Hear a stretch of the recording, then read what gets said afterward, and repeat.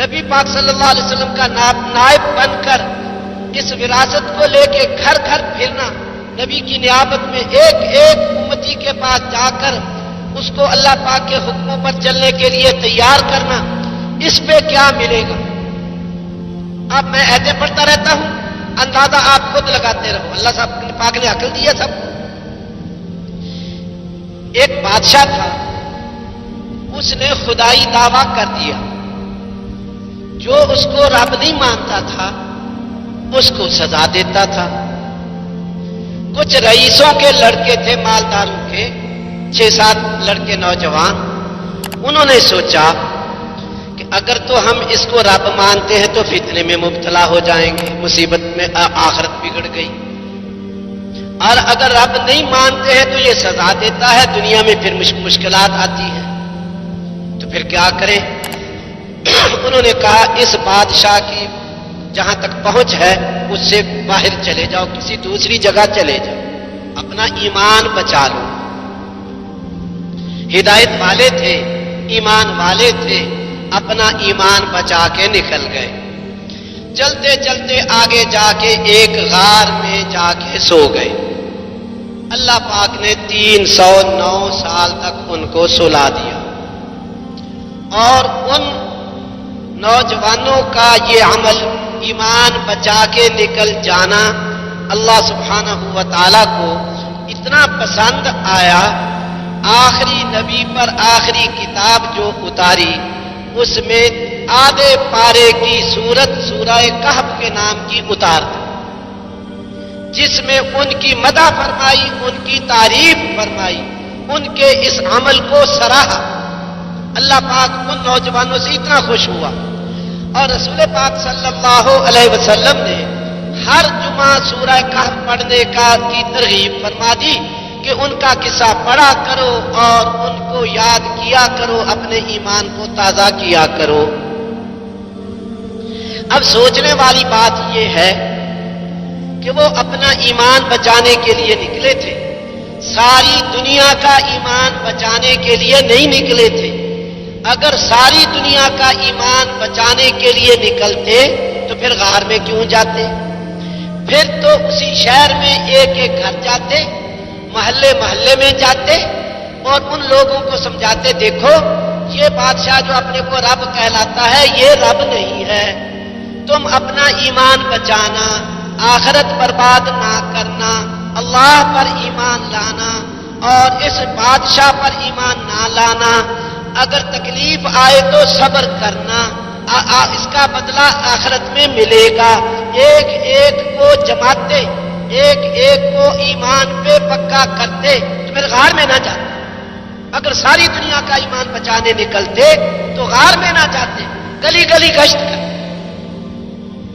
اب جو غار میں گئے اپنا ایمان بچانے کے لیے، اللہ پاک کو ان پہ اتنا پیار آیا، تو جو رسول پاک صلی اللہ علیہ وسلم کا نائب بن کر رسول پاک صلی اللہ علیہ وسلم کی نیابت میں ایک ایک کے گھر جا کے اللہ پاک کے احکام بتائے، رسول پاک صلی اللہ علیہ وسلم کے مبارک اور پاکیزہ طریقے بتائے، اللہ پاک کے حکموں پہ چلنے کے لیے تیار کرے، جناب رسول پاک صلی اللہ علیہ وسلم کے طریقوں پر چلنے کے لیے تیار کرے، وہ اللہ پاک کو کتنا محبوب ہوگا اس کا اندازہ آپ خود ہی کر۔ یہ ایک بات۔ اگلی بات، میں ایسے پڑھتا رہتا ہوں اور آپ اندازہ خود کرتے رہو اور فیصلہ کرتے جاؤ۔ ہم نے فیصلہ کرنا ہے کہ ہمیں کہاں پہنچنا ہے، ہماری منزل کیا ہے۔ ایک آدمی تھا، اس نے اپنا خزانہ زمین میں دفن کر کے اوپر دیوار بنا دی۔ کچھ دنوں کے بعد اس آدمی کی موت آ گئی، 2 بچے چھوڑے۔ کچھ دنوں کے بعد وہ دیوار گرنے کے قریب ہو گئی۔ اللہ سبحانہ و تعالی نے وہ دیوار بنانے کے لیے 2 نبی بھیجے، سیدنا موسیٰ علیہ السلام اور خضر علیہ السلام۔ ان دونوں کو ہیں نبی، اور اللہ پاک بنوا رہا ان سے دیوار، کہ جاؤ دیوار بناؤ۔ کیوں بناؤ؟ آگے خضر علیہ السلام نے خود ہی بتا دیا کہ یہ دو یتیم بچوں کی دیوار تھی، کان تحتہ کنز لہما، ان کے نیچے ان بچوں کا خزانہ تھا، وکان ابوہما صالحا، ان کا باپ نیک تھا۔ اور آگے یہ بھی بتا دیا وما فعلتہ عن امری، یہ میں نے اپنی مرضی سے نہیں کیا، یہ اللہ پاک نے ہمیں بھیجا ہے۔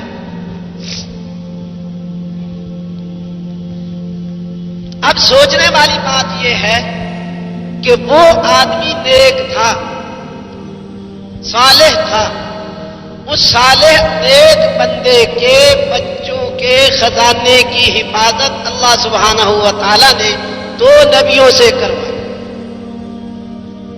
تو جو ساری دنیا میں نیکی پھیلانے کے لیے رسول پاک صلی اللہ علیہ وسلم کا نائب بن کر آپ کی نیابت میں گھر گھر جا کر شہر شہر جا کر، جیسے میرے آقا شہر شہر پھرے، جگہ جگہ پھرے، تو ان سب کو جا کے نیکی کے لیے تیار کرے، بلکہ وہ محنت جس محنت سے ساری دنیا میں نیکی پھیلتی ہے، اس محنت کا، نبیوں والی محنت کا محنتی بنائے، اس آدمی کا اللہ کے ہاں کیا مقام ہوگا، یہ آپ خود اندازہ لگا لو بھائی، یہ آپ خود اندازہ لگا لو۔ کیا اللہ سبحانہ ہوا تعالیٰ اس آدمی کے بچوں کو بھوکا مار دے گا؟ میں کہتا ہوں اگر بھوک بھیج بھی دے، وہ یہ بھی اس کی مرضی ہے۔ جو نبیوں والا کام کرے گا اللہ پاک اس کو نبیوں کی شان سے پالے گا، جو نبی کا نائب بن کر محنت کرے گا اس کو نبیوں کے شان کے مطابق اللہ پالے گا۔ نبیوں کا شان کیا ہے؟ نبیوں کو اللہ کیسے پالتا تھا؟ کبھی کھانے کو دیتا تھا، کبھی نہیں دیتا تھا، کبھی بھوک بھیج دیتا تھا، کبھی کھانا دے دیتا تھا۔ لیکن یہ بھوک اللہ کے ہاں کتنی پسند ہوگی؟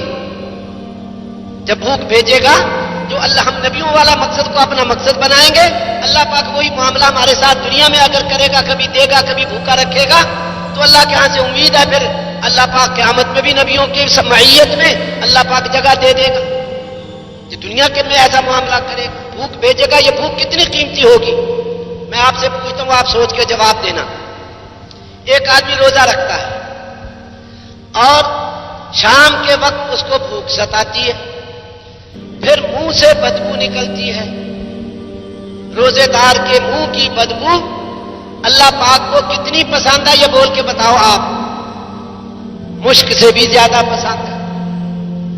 تو اب سوچنے والی بات یہ ہے، جو خود سے روزہ رکھے اور اس کے منہ کی بدبو اللہ پاک کو مشک سے بھی زیادہ پسند ہو، اور روزہ ایمان کی 77 شاخوں میں سے ایک شاخ ہے، جو ایمان کی 77 شاخیں زندہ کرنے کے لیے، جس میں خود روزہ بھی ہے، ایمان، کلمہ، نماز، روزہ، زکوٰۃ، حج، تلاوت، ذکر، خدمت، وہ سارے 77 شاخیں سب کو زندہ کرنے کے لیے ساری دنیا میں کبھی مشرق جا رہا، کبھی مغرب جا رہا، شمال اور جنوب جا رہا، تو جو اس کے اللہ کے راستے میں پھرنے کی وجہ سے اس کو بھوک آئے گی یا اس کے بچوں کو بھوک آئے گی، وہ بھوک اللہ پاک کے ہاں کتنی پسندیدہ ہوگی۔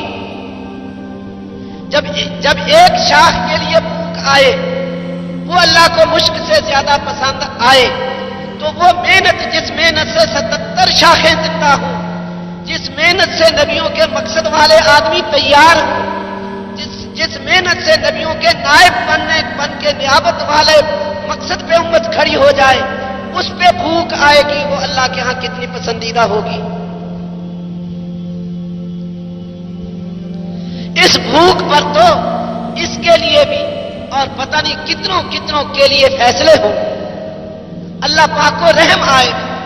اس رحم سے جو کام بنے گا وہ ساری دنیا کی مادی قوتوں سے نہیں بنے گا، ساری دنیا کا مادہ حاصل کرنے سے وہ فائدہ نہیں ہوگا۔ جو اللہ پاک کو اگر اپنے بندے پہ رحم آ گیا، اس رحم پہ جو اللہ پاک اس بندے کے کام بنائے گا، وہ تو اللہ پاک خوش ہو کے بنائے گا۔ اور سنو،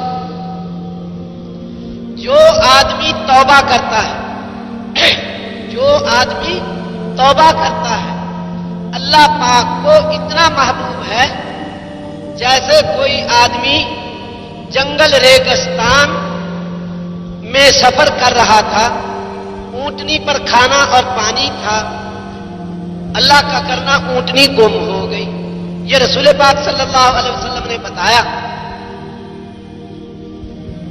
تلاش کرتا کرتا تھک گیا، بھوک نے ستایا، پیاس نے اتنی شدت ہو گئی بھوک پیاس کی کہ چلنے کے قابل نہیں رہا، اور حد نگاہ تک اونٹنی نظر نہیں آ رہی، سواری نظر نہیں آ رہی۔ اب بھوک پیاس کی وجہ سے گر گئے، چلنے کی سکت نہیں رہی۔ اب سوچ رہا کہ اب تو مرنا ہی ہے، موت ہے اور کچھ نہیں۔ اب بھوک ستاتے ستاتے پیاس، پانی اندر کا سارا خشک ہو گیا۔ ہمیں تو اس کا اندازہ نہیں، اندازہ وہاں جا کے ہوتا ہے جہاں سینکڑوں میل پر پانی کا قطرہ نہ ہو، وہاں جا کے اندازہ ہوتا ہے ان چیزوں کا۔ خیر، وہ آنکھ اس کی بند ہو گئی، اب موت ہے۔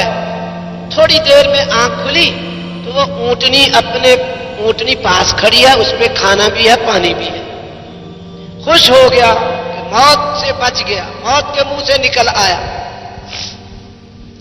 خوشی میں کہنا تو یہ تھا کہ اے اللہ تو میرا رب اور میں تیرا بندہ، کہنا تو یہ تھا، لیکن خوشی دل دماغ روح پر اتنی غالب ہوئی کہ کہنے لگا اے اللہ میں تیرا رب اور تو میرا بندہ۔ اتنا خوش، اتنا خوش۔ جناب رسالت میں آپ صلی اللہ علیہ وسلم ارشاد فرماتے ہیں کہ جب بندہ توبہ کرتا ہے تو اللہ سبحانہ و تعالی اس بندے پر اس آدمی سے بھی زیادہ خوش ہوتا ہے۔ اب سوچنے والی بات یہ ہے، جو ایک آدمی اکیلا توبہ کرتا ہے تو اس پہ اللہ اتنا خوش ہوتا ہے، جو نبی صلی اللہ علیہ وسلم کی نیابت میں پوری امت کے گھر گھر جا کے ایک ایک آدمی کو توبہ کراتا ہے، ایک ایک آدمی کو اللہ پاک کے حکموں پہ چلنے کے لیے تیار کرتا ہے، اور بلکہ اس سے اگلی بات وہ محنت کرتا ہے جس سے ایک مجموعہ تیار۔ اصل میں ہمیں رسول پاک صلی اللہ علیہ وسلم کی تابعیت میں ہر شخص کو ایک مجموعہ تیار کرنا چاہیے۔ جیسے جناب رسول پاک صلی اللہ علیہ وسلم نے دنیا میں زندگی گزاری، 1,24,000 انسان اپنے مقصد پہ کھڑے کیے، جو نبیوں والے کام پہ تھے، اپنے نائب بنائے، جو آپ کے وفات کے بعد، وصال کے بعد ساری دنیا میں دین کی محنت، اس کا نظام چالو کریں، ایسا مجموعہ تیار کیا۔ تو ہمیں اللہ سبحانہ و تعالیٰ نے رسول پاک صلی اللہ علیہ وسلم کے اتباع کا حکم دیا، آپ کی اطاعت کا حکم دیا، اطیعوا اللہ و اطیعوا الرسول، نبی امی کی اتباع کرو، تو اس کا حکم دیا۔ تو اس کا مطلب یہ ہوا کہ ہر آدمی اپنی زندگی میں ایسا مجموعہ تیار کرے جو رسول پاک صلی اللہ علیہ وسلم کی نیابت میں مشرق مغرب شمال جنوب ہر طرف چل کر اللہ پاک کے احکام کو زندہ کرنے کے لیے پوری قربانی کرنے والا ہو، جیسے صحابہ نے کیا۔ تو وہ آدمی جو اکیلا توبہ کرے اس پہ اللہ پاک اتنا خوش ہو، اور جو رسول پاک صلی اللہ علیہ وسلم کی نیابت میں گھر گھر جا کر رسول پاک صلی اللہ علیہ وسلم کی محنت والے آدمی تیار کرے، اس آدمی پہ اللہ پاک کتنا خوش ہوگا۔